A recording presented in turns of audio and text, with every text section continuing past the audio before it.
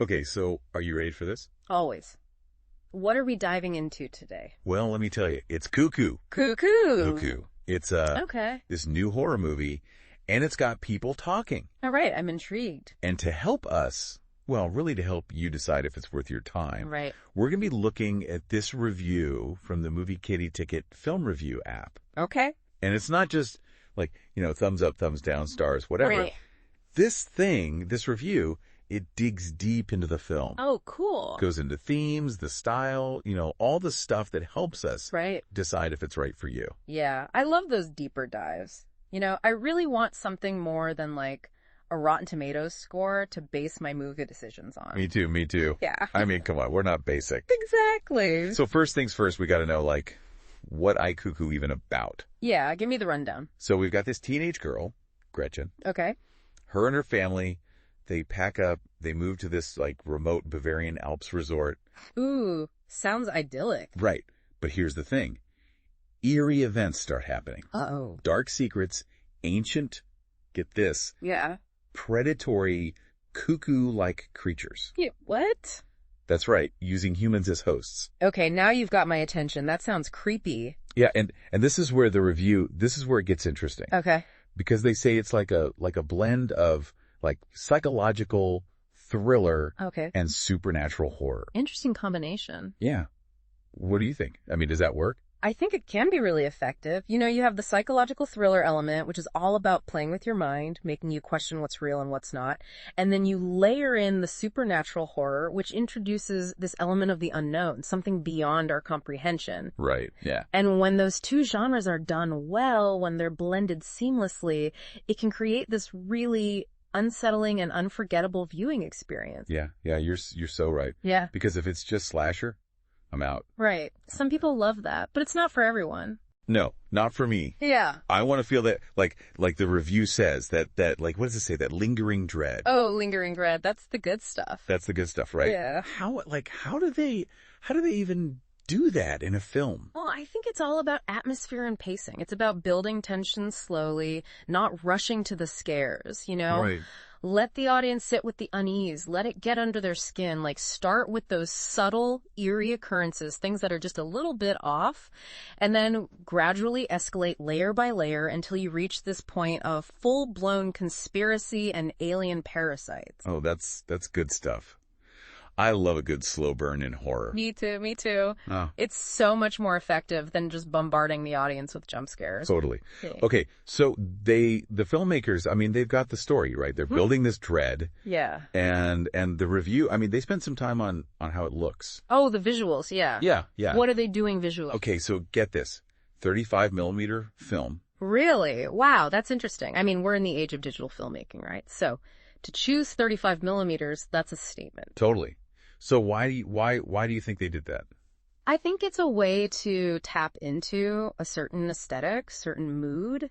35 millimeter has this texture, this graininess that digital just can't replicate. It can give the images a more raw, almost tactile quality, and in horror, that can be really effective. So are you saying it's more unsettling that way? Exactly. It adds to the atmosphere, creates this sense of unease. It's like you're watching something unearthed, something almost forbidden. I see. And the review mentions that the film uses this contrast, right? Right. Between the beauty of the Bavarian Alps. Right. And this hidden horror. Oh, that's a classic horror trope, right? Yeah. Juxtaposing beauty and terror. Yeah. So how do you think how do they make that work? Well, it's all about creating a sense of dissonance. You have this idyllic setting, these breathtaking landscapes that you associate with peace and tranquility, right? And then you have this ancient parasitic threat lurking beneath the surface. It subverts your expectations, makes the horror all the more impactful. I could see that. It's like you're on vacation, but you're not safe. Exactly. Yeah. And speaking of the cast, the review really praises Hunter Schafer's performance. Saying that she I love her. navigates fear and grief in a really compelling way. She's an amazing actress. I mean, she's known for her vulnerability, her ability to convey these really complex emotions. And I think that's going to be key in this film. Yeah. Imagine Gretchen, who's already raw from grief, slowly realizing that something is deeply wrong, not just with her surroundings, but potentially with her own body. It's like a recipe for a truly chilling performance. And then we've got Dan Stevens as, what was his name? Herr Koenig, I think. Herr Koenig, yeah, the owner of the resort. Right, the owner. And the review doesn't say much about him. Oh, really? Yeah. Keeping it mysterious, huh? But I gotta wonder, I mean, is he a harmless host, or is he like entangled with these cuckoo creatures somehow? Oh, that's a great question. And casting Dan Stevens is interesting, right? Right. Because he's played both charming and sinister characters so well. So you're never quite sure what to expect from him. No. Could he be an unwitting pawn of these creatures? Or is he orchestrating something more sinister? It's a delicious ambiguity that keeps you guessing. Keeps you on the edge of your seat. Exactly. Okay, so let's sum up right. All right. We've got chilling premise, we've got some really strong performances. Yeah. A visual style that sounds both beautiful and unsettling. Right, right.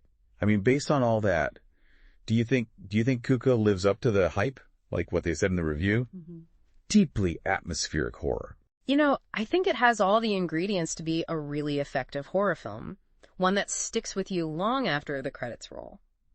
It seems to be more concerned with creating a mood, a sense of creeping dread, than relying on cheap scares. And that, combined with the intriguing characters, the setting, I mean, come on, the Bavarian Alps. Stunning. It's a must-see for fans of psychological horror. Okay, you've convinced me. Yeah. Adding it to my watch list. I might even plan a trip to the Bavarian Alps. Oh, that sounds amazing. Right. Just be careful, watch out for any cuckoo-like creatures. Oh, absolutely. I'll pack some extra paranoia just in case. Good idea. And this whole conversation makes me think about, how we define good horror, What do you mean?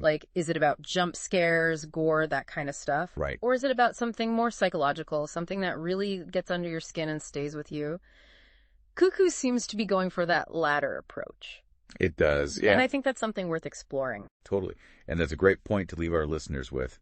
What kind of horror truly scares you? The visceral, the in-your-face, or the slow-burning psychological kind? Exactly. Think about it. Let us know. And until next time, happy viewing and sweet dreams. Sweet dreams.